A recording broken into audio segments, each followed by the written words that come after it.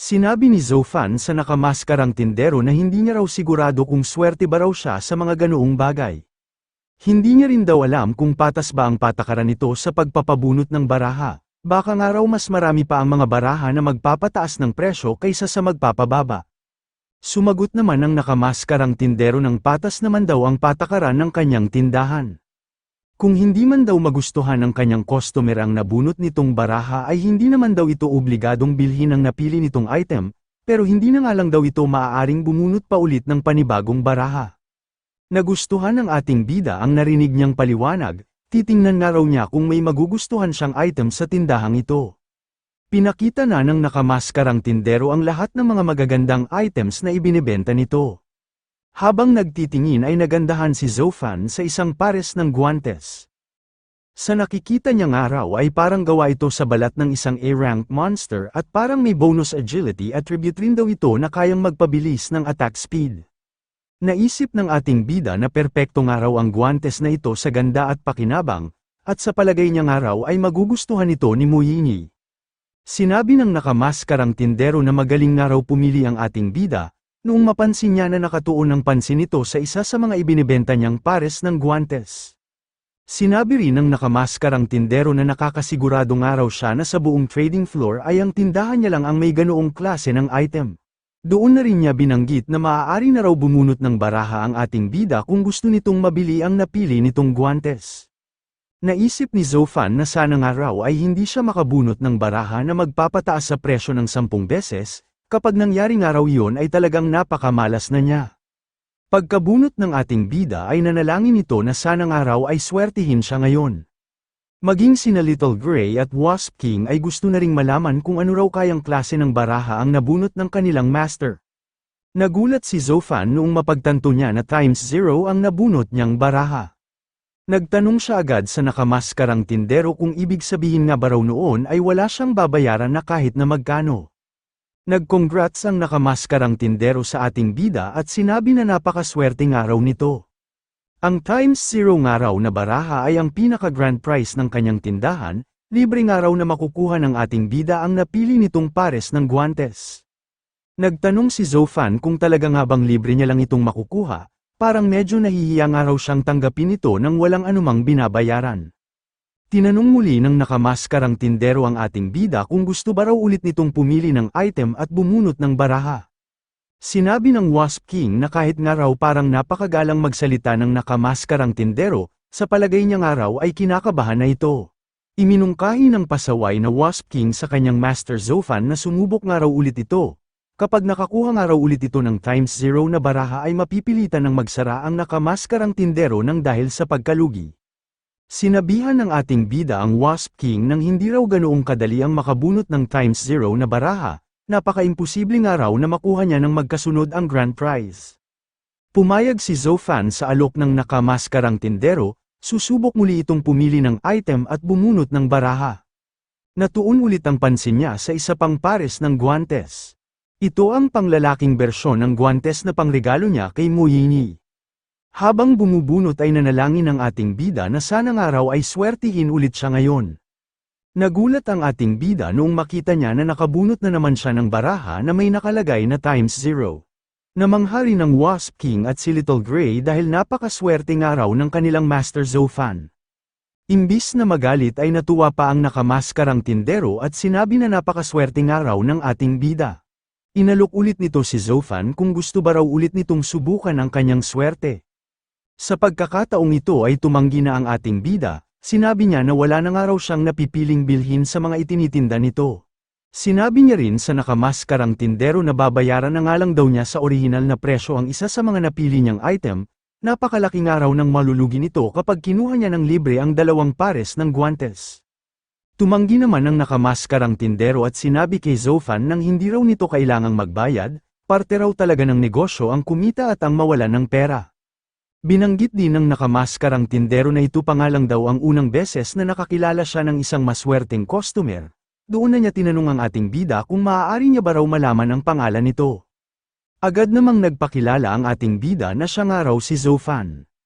Natuwa ang nakamaskarang tindero noong malaman na nito ang pangalan ng ating bida, Sinabi niya rin na natutuwa nga raw siya na makakilala ng mga kakaiba o masuswerteng tao. Nagpakilala na rin ang nakamaskarang tindero at sinabi na siya raw si Chi Fei. Binanggit niya rin na alam niya nga raw ang halos lahat ng nangyayari sa loob ng Jinhai City. Sinabi niya rin kay Zofan na kapag kinailangan nga raw nito ng tulong ay maaari itong lumapit sa kanya, pero kailangan nga lang daw siya nitong bayaran. Ngumiti ang ating bida at sinabi kay Chi Fei na hahanapin niya nga raw ito kapag kinailangan niya ng tulong. Naisip ni Zofan na mukhang kilala nga raw siya ng taong ito, mukhang ginamit nga lang daw nitong dahilan ang mga napanalunan niyang items para makausap siya at mabigyan ng regalo.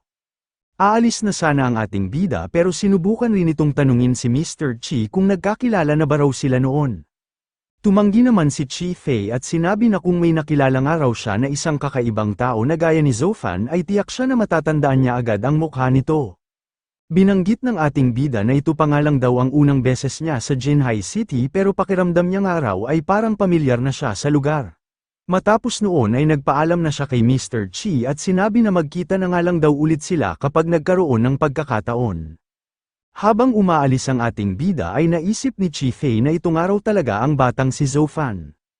Noon nga raw ay alam na alam niya ang kalagayan nito, nagtataka siya kung paano nga raw nito nagawang lumakas ng ganoong kabilis.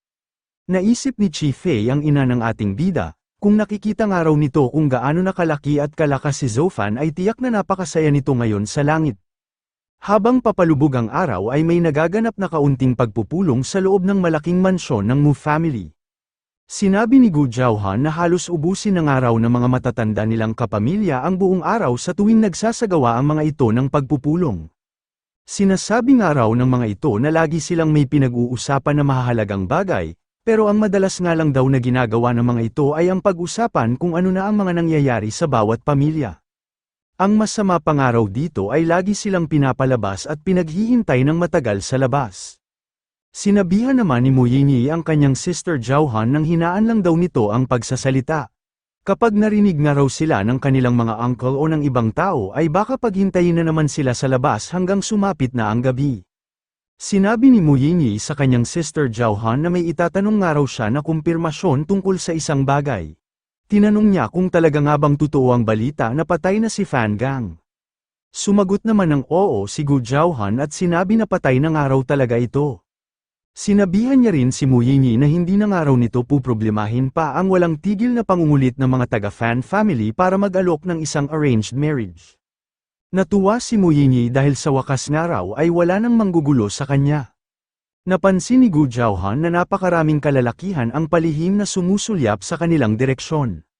Sinabihan nito si Mu Yingyi na dapat daw ay maging makilatis ito sa pagpili ng partner na makakasama nito sa hinaharap. Huwag nga raw itong basta-basta makikipagrelasyon sa isang lalaki na walang talento at hindi siya kayang ipagtanggol. Sinabi ni Mu Yingyi na base nga raw sa pagsasalita ng kanyang sister Jiaohan ay parang may nakilala ito na isang nakakamanghang lalaki. Hindi naman ito itinanggi ni Gu Jiaohan, sinabi niya rin na talagang namumukod-tangi nga raw ang nakilala niyang lalaki, wala nga raw ni kahit sino sa kanilang lungsod ang makakahigit sa husay at tapang nito.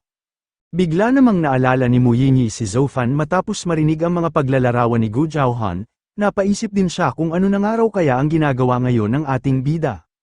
Lumapit ang isang tauhan ng mga Mu family para maghatid ng balita sa kanilang Miss Yingyi. Natuwa naman si Mu Yingyi noong marinig nito na mayroon siyang bisita, agad niyang tinanong ang kanilang tauhan kung nasaan nga raw ngayon ang bisita niyang ito. Natuwa si Gu Jiaohan sa naging reaksyon ng kanyang sister Yingyi. Mukhang naroon nga raw ang lalaking nagugustuhan nito.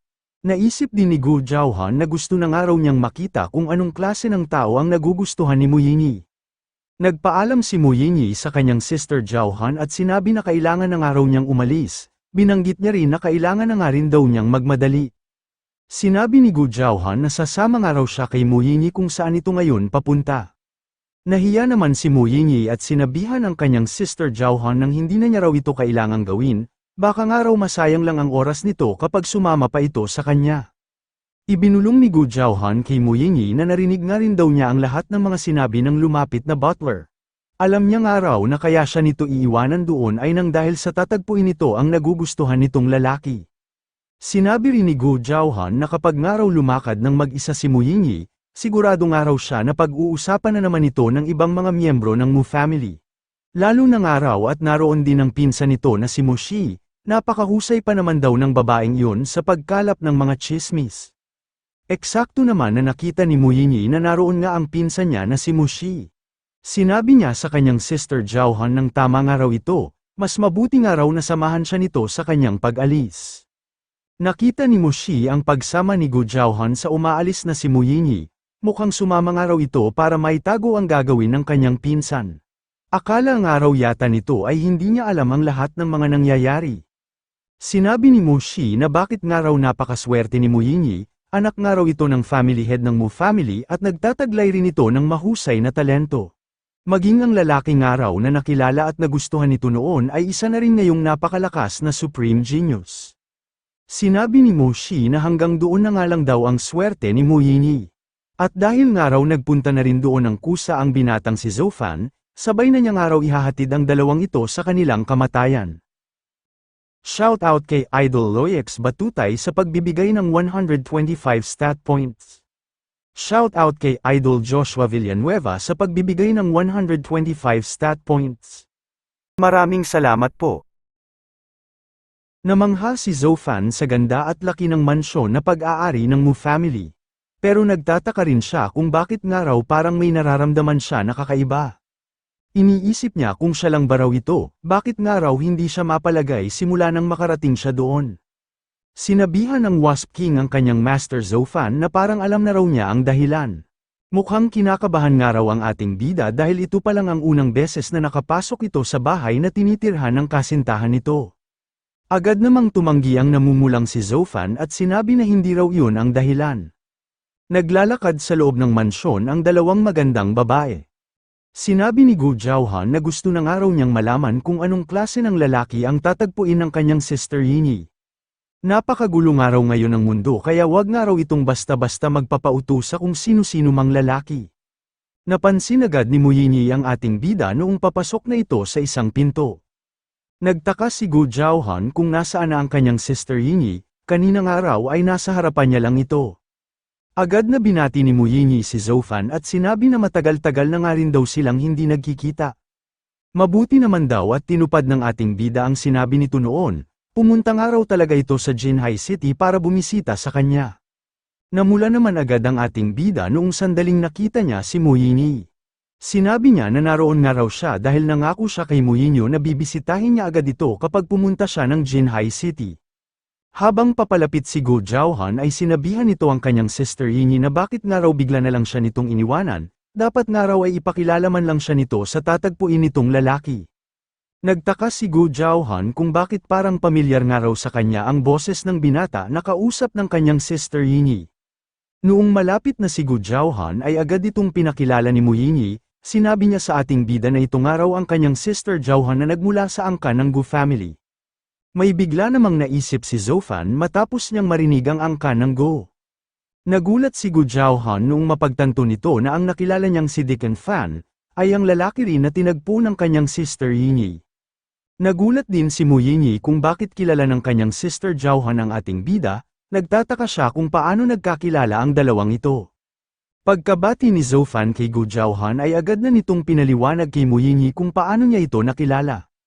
Pinaliwanag niya ng mabuti na nakilala niya ito noong lusubin ng isang makapangyarihang halimaw ang labas na bahagi ng Jinhai City. Naunawaan agad ito ni Muyinyi matapos siyang paliwanagan ng ating bida. Sinabi ni Zofan na noong nakarinig nga raw siya ng ibang boses kanina ay bigla siyang kinabahan dahil akala nga raw niya ay isa ito sa mga elders ni Muyinyi, nakahinga nga raw siya ng maluwag noong mapagtanto niya na si Gu Jauhan pala ito. Sinabi ng naninigas na si Gu Jauhan na mukhang matagal na panahon na nga raw palang magkakilala sina Zofan at Muyinyi, tingnan mo nga naman daw ang pagkakataon. Naisip na lang ni Gu Jauhan na napakatagal nga raw niya bago nakahanap ng lalaki na kanyang magugustuhan, pero bakit nga raw napakahuli na niya bago pa niya ito nakilala. Ipinakita na ni Zofan kay Muyinyi ang dinala niyang guantes para sa kanyang pagbisita. Nagtanong naman si Muyinyi kung para sa kanya ba raw ang regalong ito. Agad na pinasalamatan ni Muyinyi ang ating bida, gustong-gusto nga raw niya ang ibinigay nitong regalo. Naisip ni Gu Jauhan na hindi niya raw akalain na couple-style gloves pa raw ang ibinigay na regalo ni Zofan. Ibang-ibang araw ang pagtrato nito kay Muyinyi kumpara noong nakasama niya ito sa loob ng Flaming Forest. Nagkaroon ng kakaibang pangyayari sa labas ng mansyon ng Mu family. Biglang kinutuban si Zofan habang nangyayari ito, napatanong tuloy si Muyinyi kung ano raw ang problema. Naisip ng ating bida na parang ito nga rin daw ang kakaibang nararamdaman niya kanina. Magkaganoon pa man ay sumagot na lang siya kay Muyinyi ng marahil nga raw ay dala lang ito ng kanyang pagod nang dahil sa ginawa niyang pakikipaglaban noong isang gabi. Makalipas ang ilang segundo ay bigla na lang silang nakarinig ng isang malakas na pagsabog sa itaas na bahagi ng mansyon. Sinabi ni Zofan na may mga tao nga raw na lumulusob doon. Nagtaka naman si Muyinyi kung sino nga raw kaya ang mga taong ito na gustong gumawa ng gulo sa loob ng kanilang mansyon. Agad na tumakbo sina Muyinyi patungo sa kwarto kung saan nagpapahinga ang kanyang lolo. Sa pagtakbo nila ay may biglang napansin ang ating bida. Agad na sinalubong ni Zofan ang tatlong palakul bago pa man ito tumama sa tinatakbuhan nilang direksyon. Nagulat si Muyinyi sa ginawa ng ating bida, mukhang mga assassins nga raw ang mga nanggugulo sa kanilang mansyon. Sinabi ng isang lalaking assassin nang hindi niya nga raw akalain na may husay rin pala ang kanilang mga target. Nakakamangha nga raw at napansin agad nito ang mga ibinato nilang palakol. Kumilos na ang apat na assassins at sinabi na hindi na nga raw suswertihin pa ang ating bida sa sunod na pagkakataon. Sisiguraduhin nga raw nila na mapapatay nila ang mga ito. Nagulat si Muyinyi sa mabilis na pagkilos ni Zofan, mukhang balak nga raw nitong kalabanin ang apat na War God Realm assassins nang mag-isa lang ito. Natuwa ang isang assassin dahil mukhang balak nga raw silang labanan ng ating bida. Napakayabang nga raw ng binatang ito kaya nararapat na agad itong mamatay. Nawala ang tuwa sa mga mukha ng mga ito noong tamaan na sila ng pag-atake ng ating bida. Nagtataka sila kung bakit nga raw napakalakas ng binatang ito. Hindi naman makapaniwala si Muyinyi sa kanyang nasaksihan, nagawa nga raw nitong atakihin ng halos magkakasabay ang apat na War God Realm assassins. Sinabihan ni Gu Zhaohan si Muyinyi nang wala raw itong dapat ipag-alala dahil kayang-kaya na nga raw ito ni Zofan. Nagsalita ang ating bida at sinabihan ng apat na War God assassins na bibigyan pa niya raw ang mga ito ng isa pang pagkakataon. Kapag sumuko nga raw ang mga ito at sinabi kung sino ang nag-utos sa kanila ay hahayaan pa niya ang mga itong mabuhay. Naisip ng isang assassin na mukhang napasubo nga raw sila sa pagkakataong ito. Naiinis siya dahil hindi nga raw sinabi ng tao na nag-utos sa kanila na napakalakas pala ng ating bida. Sinabi ni Zofan na bibigyan niya nga lang daw ang mga ito ng 5 segundo para makapagdesisyon. Hindi na naituloy ng ating bida ang ginagawa nitong pagbibilang noong magkaroon na naman ng pagsabog sa ibang bahagi ng mansyon. Natuwa ang isang War God assassin noong matuunang saglit ang atensyon ng ating bida sa naganap na pagsabog. Sinamantala niya ang pagkakataong ito para maghagis ng isang smoke bomb sa kanilang kinatatayuan. Sinabi ni Gu Zhaohan na mukhang nakatakas ng araw ang apat na War God Realm assassins. Nagtanong ang tatlong dumating na miyembro ng Mu family kung ayos lang ba raw ang kanilang young lady. Humingi rin sila ng tawad dahil ngayon lang sila nakarating, nagkaroon nga rin daw ng kaguluhan sa iba't ibang bahagi ng mansyon. Nagpaalam si Zofan at sinabi na susundan niya lang daw ang mga tumakas na War God Realm assassins. Lumapit ang isang tauhan ng Mu family para maghatid ng balita tungkol sa nangyari sa kanilang old master. Nangamba naman si Gu Zhaohan, lalo na si Muyinyi noong banggitin ng kanilang butler ang kanyang lolo. Nagpatalon-talon si Zofan sa itaas ng mga gusali upang sundan ang direksyon kung saan nagpunta ang mga tumakas na apat na War God Realm assassins. Nagtataka nga raw siya kung bakit iisa lang direksyon ang pinuntahan ng mga ito. Sa karaniwan nga raw ay mas malaki ang tsansa nilang makatakas kung maghihiwa-hiwalay sila ng ruta na tatakasan. Sinabi ng Wasp King na marahil nga raw ay naisip ng apat na ito na patayin na lang ang taong humahabol sa kanila. Ito nga raw siguro ang dahilan kung bakit sama-sama pa rin sila. Pinagmalaki rin ng Wasp King sa kanyang Master Zofan na kahit nga raw maghiwalay pa ang mga ito ng pagtakas, ay may paraan na raw siya para mahanap ang lahat ng mga ito. Pinuri ng ating bida ang Wasp King at sinabi na naniniwala nga raw siya sa kakayahan nito. Nabigla ang Wasp King dahil parang ito pa nga lang daw ang unang beses na pinuri siya ng kanilang Master Zofan, sa wakas nga raw ay pinagkatiwalaan na siya nito. Sinabi ng ating bida na napakalakas nga raw ng loob ng apat na ito na gumawa ng lantarang panggugulo sa loob ng Jinhai City. Dapat nga raw ay mahuli na nila agad ang 4 na assassins nang sa ganoon ay malaman na nila kung ano ang binabalak ng mga ito.